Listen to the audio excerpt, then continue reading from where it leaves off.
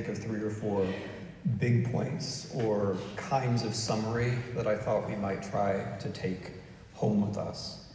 The first thing, and this draws very much from our conversation about ICE and local organization, is that democracy really depends upon things that are more fundamental than democracy itself. So democracy is a word that we use and maybe a bit overuse, but the idea of rule by the people is something inherently hard, is something inherently dramatic. The people have to want to rule. And why we want to rule is brought home by very basic things, which we've heard about. Very basic things like the body. Very basic things like children. Very basic things like dignity. Democracy is a way to have some kind of control, autonomy over those very fundamental things. And so when we say democracy, when we think about democracy, we have to remember its connection to those more fundamental things. And we have to remember that to talk about those more fundamental things, we need a moral language. The moral language has to be on our side. The other side tries to monopolize it. It thins it out, it skims it away, it abuses it. But you can't do democracy without a moral language. That's one thing that I'm going to take away from all of this.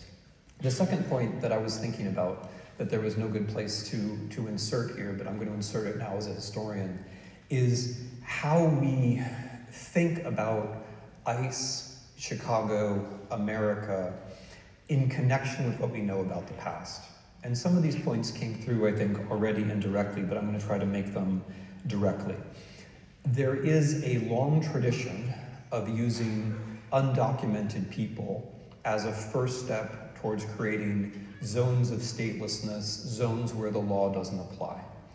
The Nazi regime in Germany, as almost nobody remembers, its first really large-scale act of oppression was the deportation in the autumn of 1938 of undocumented people, undocumented Jews. That was their first major action, and it was a step towards border zones and concentration camps, or as we prefer to call them, detention centers. So there is a history of this. There is also a history, as I alluded to before, of using the undocumented as a kind of exceptional case, as a justification for centralizing the police, which is what happened in Germany after 1938 too. Different kinds of police organizations are brought together under one heading, which makes things possible that weren't possible before. So this is a reason to be very concerned. And I say this because as locally important as ICE is in Chicago or in any city, it is also a very important example of the transition that they are going for. Because ICE isn't just what it's for. ICE is also for what it's meant to become, which is a national paramilitary organization answerable only to the president, which can act against citizens as well as non-citizens. That's what it's meant to become. It doesn't have to become that. And what it means also is that local resistance is also national resistance, that there's significance to what we've been talking about, which goes even beyond the protection of individuals and their dignity. That because acts of resistance locally are also slowing down this transition to a new kind of regime. Which leads me to the third thing I wanted to talk about, which is resistance, and what resistance is for.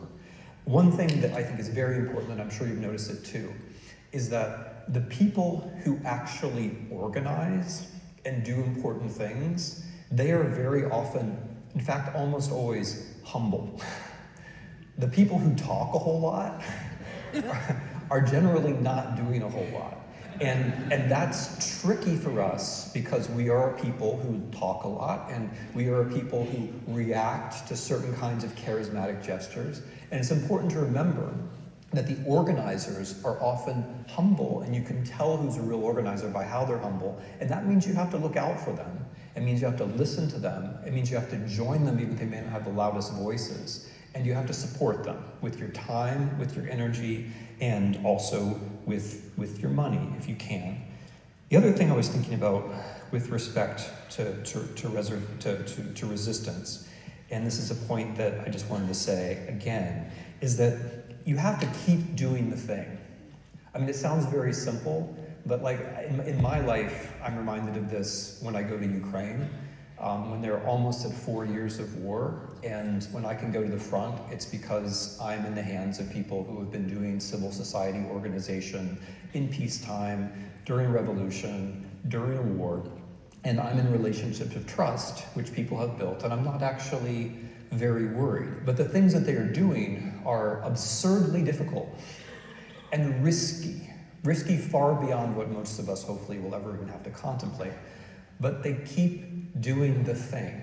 They just keep doing the thing, no matter how bad circumstances seem. And that's the lesson that Rachel kindly cited earlier in her remarks about being calm when the unthinkable arrives. Various kinds of unthinkability have already arrived. More unthinkable things will arrive. But resistance involves you still keep doing that thing. And I just want to stress, although I think many of you will already understand this, that to resist doesn't mean that you alone or your group have to do everything, right? We get demoralized by the Hollywood notion that there's one thing and there's a happy ending, we're going to solve it all. But the reason that's demoralizing is it creates the impression that you today have to solve it all. You don't, right? You today have to do something. You have to do it with other people. You have to do it in a zone where you feel somewhat comfortable, but also somewhat uncomfortable. You have to do it with people that you didn't always know before, and you have to keep doing it. And so long as we're all in that zone, I really do think that it's going to be okay. Like that's what resistance comes down to. Yeah. And then the conclusion of that thought about resistance is that if we're going to get through this, we have to remember that resistance is fundamentally normal. This country was built on the principle, not that history is working for you, but that history is working against you. It's built on the premise that you have to resist. It's built on the premise that things like revolutions are actually normal. It's built on the premise that you can't be conformist and that you can't be complacent. Resistance is normal, and resistance is constructive. You're creating things when you resist. You're not just helping and holding things back, you're creating things. The institutions, the organizations, the networks, the mental and social habits that you're building up, that is what we're going to have on the other side. And I just want to say a word about the other side, because it's not coming to us. We're coming to it. We're going to get there. We're going to get there. And as we think about resistance, and as we practice resistance, and as we practice protest, it's very important to remember that we're not just against things, but that we're for things. And to work hard to articulate what it is that we are for. Right? So when Rachel kindly showed this thing where I was in Cincinnati, and I did the same thing in Philadelphia at the No Kings protest, because I like the slogan No Kings, okay? I'm against this idea of lawless kings. It makes no sense. But what I did with the crowd was to say, okay, when I say no kings, then you should say freedom. Because it's not just that we're against something, it's that we're for something. And this is important not just practically, and also not just psychologically. It's important in a deep political sense, because sad to say, in the next 3 months, 6 months, 9 months, things are going to get worse before they get better. There are a number of things in this country that are already not working, and we've talked about them. There are a number of things which cannot just be rebuilt.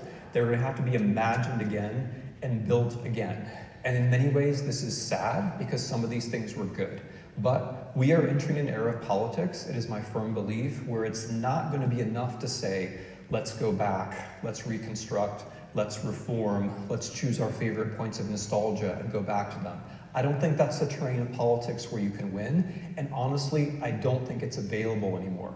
Too much has been broken. So just practically, the way we have to think about things is, I'm against something because I'm for something. And on the other side, there's going to be a future. And that future, and this for me is the key thing, that future, as we head towards 250 years as a country, it has to be much, much, much better than the status quo.